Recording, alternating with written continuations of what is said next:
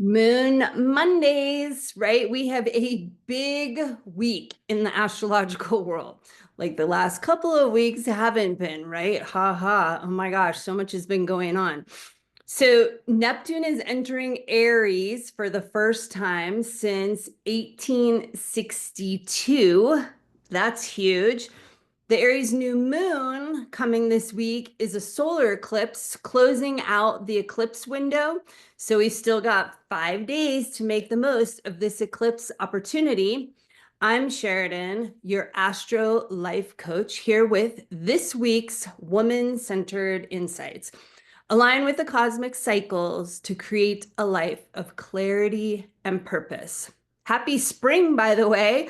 So there's still time to watch my free equinox astrology coaching workshop if you want. You can find it on my homepage at sheridansemple.com, talking about the equinox and how we can create balance with the natural energy. And before I get into the new moon and the Neptune shift, let's talk about Venus is rising into the morning sky this week, right? It'll be at different times for um, those of us in different locations with different horizon lines, but it's like all happening. So the new Venus cycle is starting this week, right? So a lot of astrologers will look at the cycle starting when Venus meets exactly with the sun, which happened just a couple of days ago. But a Venus alchemy, we like to look at it as when you can visibly see Venus, like ancient people did. It's the same idea of the new moon doesn't start at the dark of the moon, but it starts when you can see that first waxing crescent, when it becomes visible and it's like part of your lived experience rather than being able to know when it's happening because we have the internet and all of these different software programs, et cetera, right? So Venus is rising into the morning sky, starting this new 19-month Venus cycle, right? Venus represents the divine feminine. So we're starting a whole new divine feminine cycle, this time in Aries and Pisces, because some of us will see Venus rise in Aries and the rest of us will see Venus rise in Pisces. So it's an Aries Pisces cycle, or what we like to call the meta goddess at Venus Alchemy. So this is an energy for the next 19 months of what is our divine feminine exploration, evolution, growth opportunity centered around the intersection between Aries and Pisces, right? So some astrologers will say that signs that are close to each other like don't like each other, they're not friends, they're in conjuncts, but I don't agree with that. I think those signs have a lot in common because one is morphing from one into the other and then back again if we look at it through a retrograde perspective, right? So here we have this, where does Aries individuality, my strength and power, meet healing, empathy, compassion, and a connection to the collective, right? So our feminine opportunity over these 19 months is to do our healing work, to step into our own power so we can help and be of better service into the world, right? There's a lot of different ways to kind of look at this, and we'll be exploring that more and more as we go through the Venus cycle. But here we are, right? And so Venus is in Aries. She's retrograding back into Pisces this week, where she's going to meet with Neptune, which we'll talk about in a minute. But first, let's talk about this Aries new moon and the solar eclipse, which sadly is not visible here in the United States, but is still a solar eclipse nonetheless. And it's the closing of the eclipse portal, right? So what did you do with this eclipse energy, right? What did you transform? What came up for you? I personally got a lot clearer on like a lot of money stuff for myself, which was interesting. And I really became aware of like how much shame I have had around like money, how I've dealt with my money, how much money I didn't make or did make, or if I was wasting it or kind of just scraping by, all this kind of stuff. And it was fascinating to me to dive into that through this eclipse portal. And, there's still some time for me, but I really got clear on like, experiences from childhood with my parents of like how much I hadn't felt worthy of like getting paid for my work, which I found really interesting. Like, I'm not worthy, I'm not valuable enough. And that was like a huge eye opener for me. And I'm just like so grateful for this eclipse portal for helping me really lean into and start shifting this kind of like unconscious shadow belief that has been like running my show for decades that I was like completely unaware of. I just knew the struggles that I had been experiencing, right? So this is like the kind of stuff that the eclipse portal gives us the opportunity to shift and transform. That caterpillar going into all the goo and then coming out the butterfly on the other side, which is what we all want to be, right? Is the butterfly free, flying around, standing in our authentic beauty. So the new moon also is that time when we want to start to think of the dark of the moon, get quiet, come into ourselves, and see what is the goal, our intention. What do we want to be focusing on for this next moon cycle that's starting from this Aries new moon and when we can see this first crescent. So you can take advantage of that. Again, while we're just closing out this eclipse portal, it could even just be like, phew, I made it through the eclipse portal. Okay. And so then the biggie this week, as if all of that wasn't enough, is Neptune enters Aries. It's been 163 years since Neptune first moved into Aries back in the 1800s, right? And this is happening with like Venus is right there, Mercury's right there, the South Node is right there. I mean, sorry, the North Node is right there.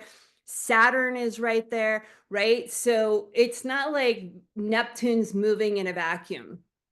All of these planets and the nodes are done, but Saturn, Mercury, Venus are moving from like Pisces to Aries, back to Pisces, back to Aries again throughout the rest of this year and into the next year. And I already spoke about how the Venus cycle is characterized by this energy. The new Mercury cycle, Mercury retrograde stationing direct, will be characterized by this energy. And then now Neptune is making this shift as well. So Neptune to me is the planet that really helps us get into our hearts. And from that place is where we can connect to the heart of everything else, the heart of spirit, the heart of the goddess, the heart of the universe, right? But it's first through going inward, connecting into our own hearts that we can then open and expand, right?